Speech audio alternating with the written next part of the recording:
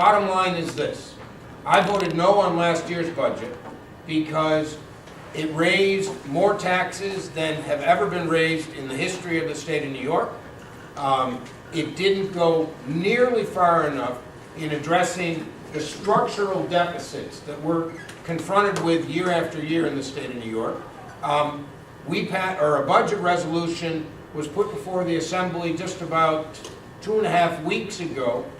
It was just a resolution that kind of stated where we are in general terms. And I voted no on that as well. And I voted no again because there was too much borrowing associated with closing the gap. There were new fees and new taxes, and we didn't go, in my opinion, far enough to reduce. I mean, when we're all at home, my wife Connie and I are dealing with this, and I'm sure that you all are as well.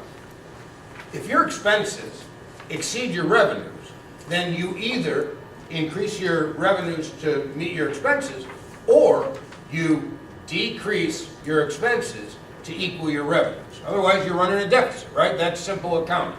Well, for years and years and years, the mantra, the way that Albany has addressed those types of deficits is by increasing the revenues. And even though it involves making very difficult decisions about what types of programs we have to cut, I'm of the opinion that the answer to every budget crisis can't be increasing taxes.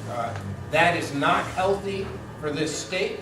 It will drive more and more people out of the state, and it's for too long been the only way that we address budget deficits. So I've told the Speaker of the Assembly that I will not support a budget that increases spending over last year, and I will not support a budget that ultimately raises taxes as a way of closing the deficit.